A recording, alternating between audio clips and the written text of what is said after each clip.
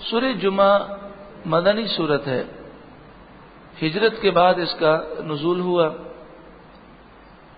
اس میں 11 آیتیں ہیں اور 2 رکوع ہیں۔ قرآن پاک کی ترتیب کے اعتبار سے اس کا نمبر 62 ہے اور نزول کے اعتبار سے اس کا نمبر 110 ہے۔ سب سے پہلا جمعہ نبی اکرم صلی اللہ علیہ وآلہ وسلم نے مدینہ منورہ کی طرف جب آپ نے ہجرت فرمائی، اور ہجرت فرمانے کے بعد آپ مسجد قباء کے قریب آپ نے قیام کیا۔ ابھی آپ مدینہ منورہ میں داخل نہیں ہوئے تو مسجد قباء کے بعد آپ نے قیام کیا، پھر جمعے کا دن ہوا، یعنی پیر کے دن آپ مدینہ منورہ پہنچے تھے اور آپ کا قیام جو ہے مسجد قباء کے قریب ہوا۔ اس وقت مسجد نہیں تھی، بعد میں بنائی گئی، اور پھر مسجد قباء سے آپ آگے چلے تو ایک مقام ہے جہاں پر آپ نے نماز جمعہ ادا کی، اور یہ پہلی نماز جمعہ تھی۔ یہ مقام آج بھی محفوظ ہے اور وہاں پر مسجد جمعہ موجود ہے۔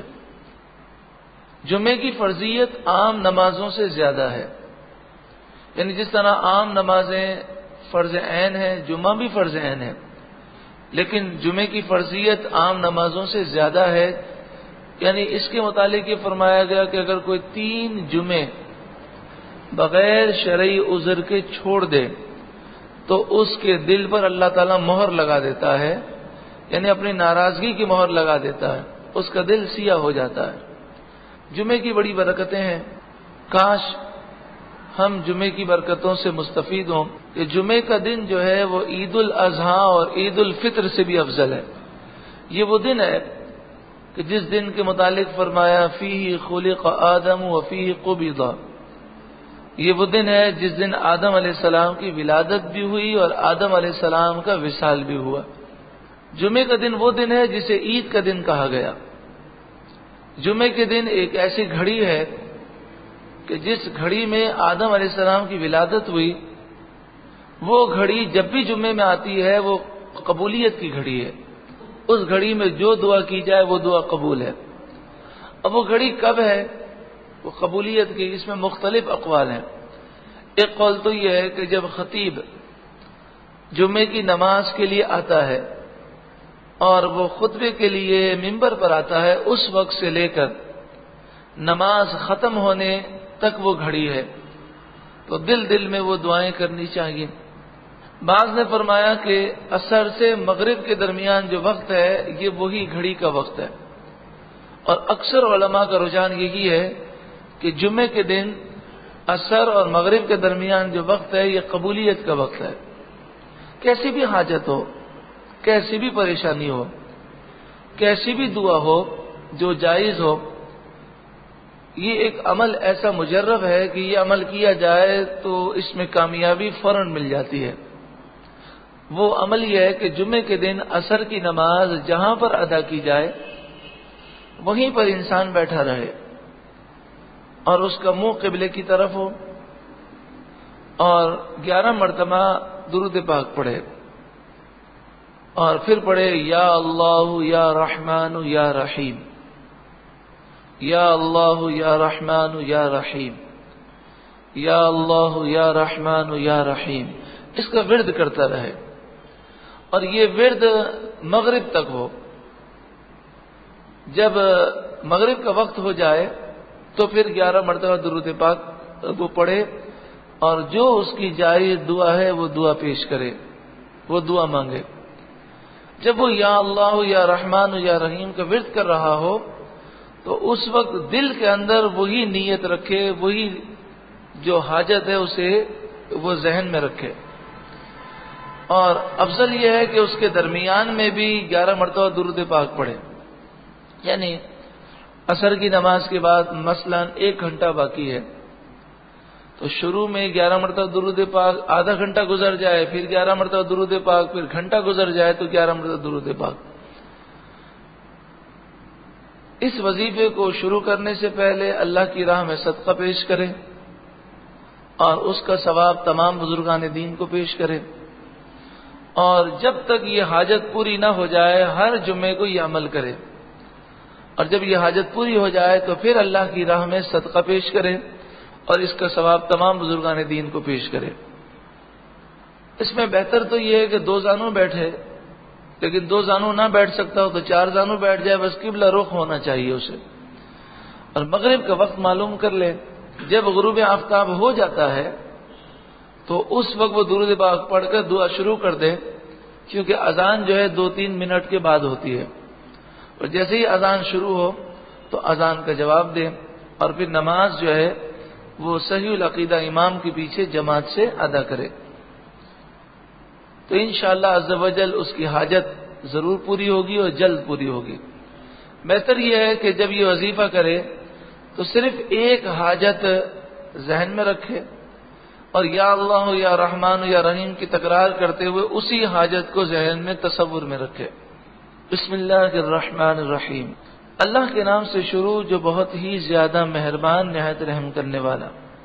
یسبح للہ ما فی السماوات وما فی الارض، جو کچھ آسمانوں میں اور جو کچھ زمین میں ہے وہ سب اللہ ہی کی پاکی بیان کرتا ہے۔ الملک، حقیقی اللہ بادشاہ ہے، اللہ حقیقی بادشاہ ہے۔ یہاں پر الملک کا لفظی ترجمہ ہوتا ہے بادشاہ۔ اب سوال یہ ہے کہ الملک جب یہ بادشاہ اللہ کے لیے استعمال ہوا قرآن میں، تو عام جو بادشاہ ہوتے ہیں ان کے آگے بھی ملک لگتا ہے۔ جیسے آپ دیکھیں سعودی بادشاہ ہے تو اس کے نام کے آگے الملک لگتا ہے، تو کیا آپ اسے شرک کہیں گے؟ ہم نہیں کہتے شرک۔ کیوں نہیں کہتے؟ آپ جانتے ہیں کہ الملک جب اللہ کے لیے استعمال ہوگا تو اس کے معنی ہے حقیقی بادشاہ، اور جب عام بندے کے لیے استعمال ہوگا دنیا کے بادشاہ کا تو اس کے معنی یہ ہے کہ یہ مجازی بادشاہ ہے۔ تو جب ایک لفظ اللہ کی صفت ہے اور اسے عام لوگوں کے لیے استعمال کر سکتے ہیں، تو بتائیے کہ اس لفظ کو رسول اللہ صلی اللہ علیہ وآلہ وسلم کے لیے کیوں استعمال نہیں کر سکتے؟ یہ چھوٹے چھوٹے بادشاہ ہیں، اور ہمارے آقا اللہ کی عطا سے پوری کائنات کے بادشاہ ہیں۔ حضرت سلیمان علیہ السلام سے بھی بڑھ کر اللہ تعالیٰ نے آپ کو بادشاہت عطا فرمائی۔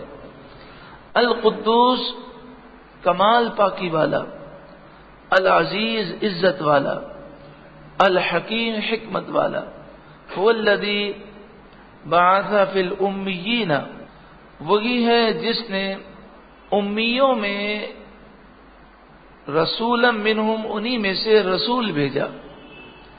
امی سے مراد یہاں پر وہ لوگ ہیں کہ جو اہل کتاب نہیں تھے۔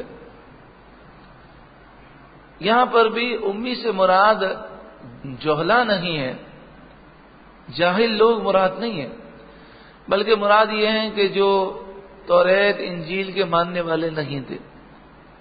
کفار مکہ میں ایسے کئی لوگ تھے جو لکھنا پڑھنا جانتے تھے، لیکن پھر بھی انہیں امی کہا گیا، کیونکہ امی کا مطلب کیا ہے؟ جو اہل کتاب نہ ہو۔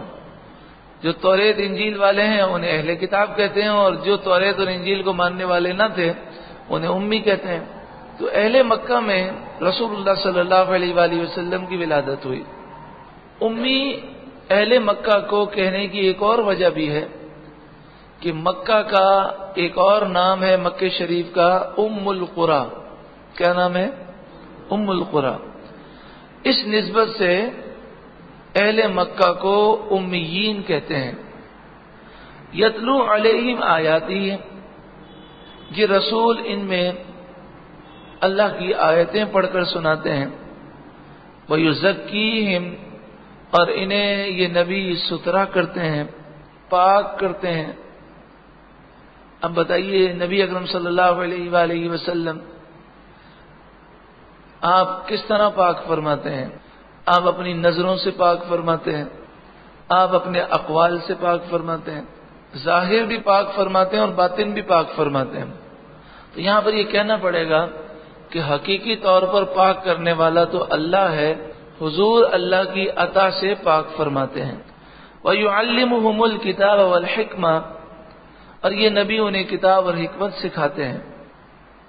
وَإِن كَانُوا مِن قَبْلُ لَفِي ضَلَالٍ مُبِينٍ، اور بے شک یہ لوگ اس نبی کی آمد سے پہلے کھلی گمراہی میں تھے۔ وآخرین منہم لما یلحقوا بہم، اور وہ لوگ جو بعد میں آنے والے ہیں اور ابھی تک وہ ان سے ملے نہیں ہیں، یعنی بعد میں آنے والے مومنین، انہیں بھی رسول اللہ پاک فرماتے ہیں۔ یعنی صحابہ کرام کے ذریعے جو علم منتقل ہوتے ہم تک آیا، یہ در حقیقت رسول اللہ ہی کا فیض ہے، اور حضور اپنی نظر کرم سے آج بھی لوگوں کو پاک فرماتے ہیں۔ وَهُوَ الْعَزِيزُ الْحَكِيمُ، اور وہی غالب حکمت والا ہے۔ ذَلِكَ فَضْلُ اللَّهِ يُؤْتِيهِ مَن يَشَاءُ، یہ اللہ کا فضل ہے جسے اللہ چاہتا ہے عطا فرماتا ہے۔ وَاللَّهُ ذُو الْفَضْلِ الْعَظِيمِ، اور اللہ بڑے فضل والا ہے۔ مَثَلُ الَّذِينَ حُمِّلُوا التَّوْرَاةَ، مثال ان کی جن پر توریت رکھی گئی، جن پر توریت کی ذمہ داری تھی، جو توریت کے ماننے والے تھے، لیکن توریت کو انہوں نے اٹھایا تو صحیح، اس پر عمل نہیں کیا۔ حضرت عبداللہ بن عباس فرماتے ہیں کہ یہودی توریت کو سونے کے پانی سے لکھتے تھے اور سونے کے کاغذ پر لکھتے تھے اور اس کی بڑی تعظیم کرتے تھے، لیکن جو توریت میں لکھا تھا اسے مانتے بھی نہیں تھے اور عمل بھی نہیں کرتے تھے۔ اگر مسلمان قرآن کی تعظیم تو کرے، لیکن قرآن پاک کی کسی آیت کا انکار کر دے تو بتائیے وہ مسلمان رہ سکتا ہے؟ آج کئی ایسے مسلمان ہیں جو قرآن پاک کی بے ادبی تو نہیں کرتے، لیکن قرآن کے احکام کو ٹھکرا دیتے ہیں، یا مانتے نہیں یا پھر عمل کرنے کے لیے تیار نہیں ہوتے۔ تو یہاں پہ فرمایا گیا ان کی مثال ایسے ہے، ثم لم يحملوها، وہ توریت کو اٹھانے والے کہ جنہوں نے توریت کو اٹھایا تو صحیح لیکن عمل نہیں کیا، ان کی مثال ہے کمثل الحمار، جیسے گدھے کی مثال، یحمل اسفارا، جو پیٹھ پر کتابیں اٹھائے۔ تو بتائیے پیٹھ پر کتابیں رکھنے سے گدھا عالم تو نہیں بن جاتا؟ تو جب تک اس کتاب کو مانیں گے نہیں، اس پر عمل نہیں کریں گے، تو کتاب اٹھانے کی مکمل برکتیں حاصل نہیں ہوں گی۔ بئس مثل القوم الذین کذبوا بآیات اللہ، بہت بری مثال ہے اس قوم کی جس نے اللہ کی آیتوں کو جھٹلایا۔ واللہ لا یہدی القوم الظالمین، اور اللہ ظالم قوم کو ہدایت نہیں دیتا۔ ایک مثال ہے سمجھانے کے لیے، مثلا کوئی شخص اپنی بیٹی کو رخصت کرتا ہے تو اس کے سر پر قرآن رکھتا ہے اور وہ یہ چاہتا ہے کہ قرآن کے سائے میں میری بیٹی رخصت ہو، لیکن کبھی اس نے غور کیا کہ قرآن کی تعلیمات کے مطابق اس نے اپنی بیٹی کی تربیت کی؟ کیا اس نے شادی قرآن کی تعلیمات کے مطابق کی ہیں؟ تو پہلے اسے قرآن کی تعلیمات کا تو سایہ دے تو انشاءاللہ اس کی بھی برکتیں حاصل ہوں گے۔ پھر کہا یہ جاتا ہے کہ جناب گھر میں سامان نہیں جائے گا جب تک کہ پہلے قرآن پاک نہ رکھ دیا جائے۔ اچھی بات ہے، اور پہلے قرآن پاک رکھا جاتا ہے، لیکن وہ قرآن پاک جو دلہن کو تحفے میں دیا گیا، جہیز کی صورت میں دیا گیا، اس دلہن کو یہ تعلیم بھی تو دو کہ روزانہ صبح یہ قرآن کھول کر تمہیں پڑھنا ہے۔ 6 مہینے تک وہ رکھا رہتا ہے، اس میں مٹی چڑھتی رہتی ہے اور صفائی ہوتی رہتی ہے۔ تو قرآن مجید فرقان حمید وہ گھر میں جہیز کی صورت میں بھی دیا جائے، اور یہ جو تاکید بھی ہو کہ روزانہ کھول کر اس کی تلاوت بھی کرنی ہے۔ قل، اے محبوب آپ فرمائیے، یا ایھا الذین ہادوا، اے یہودیوں، ان زعمتم انکم اولیاء للہ من دون الناس، اگر تم یہ سمجھتے ہو کہ تم لوگوں کے مقابلے میں اللہ کے دوست ہو، اللہ کے محبوب بندے ہو، فتمنوا الموت، تو اے یہودیوں تم موت کی تمنا کرو، ان کنتم صادقین، اگر تم سچے ہو، کہ جس کو یہ یقین ہو کہ میں جنتی ہوں اور اللہ مجھ سے پیار کرتا ہے، تو پھر دنیا کی جو مشکلات ہیں اسے جھیلنے کی ضرورت ہی کیا ہے؟ مرے اور جائے جنت میں سیدھا۔ مسلمان گو کہ اس بات کی امید ضرور رکھتا ہے کہ اللہ اپنے فضل سے جنت عطا فرمائے گا، لیکن اسے خوف بھی ہوتا ہے کہ کہیں میرا ایمان برباد نہ ہو جائے، کہیں مجھ سے جو خطائیں ہوئی ہیں اس پر گرفت نہ ہو جائے۔ لیکن یہودی کہتے تھے کہ ہم تو ڈائریکٹ جنتی ہیں، آج بھی یہودی عیسائی کا یہی عقیدہ ہے، لیکن یہ مرنے کے لیے تیار نہیں ہے۔ وَلَا يَتَمَنَّوْنَهُ أَبَدًا بِمَا قَدَّمَتْ أَيْدِيهِمْ، یہ اپنے گناہوں کی وجہ سے کبھی بھی موت کی تمنا نہیں کر سکتے۔ یعنی کہتے تو یہ ہیں کہ ہم ڈائریکٹ جنتی ہیں، لیکن ضمیر ملامت کرتا ہے اور انہیں معلوم ہے کہ برے اعمال کا ان کا انجام برا ہونا ہے۔ واللہ علیم بالظالمین، اور اللہ ظالموں کو خوب جاننے والا ہے۔ یہاں پر یہ سوال کیا جاتا ہے کہ موت کی تمنا مسلمان کے لیے کرنا کیسا ہے؟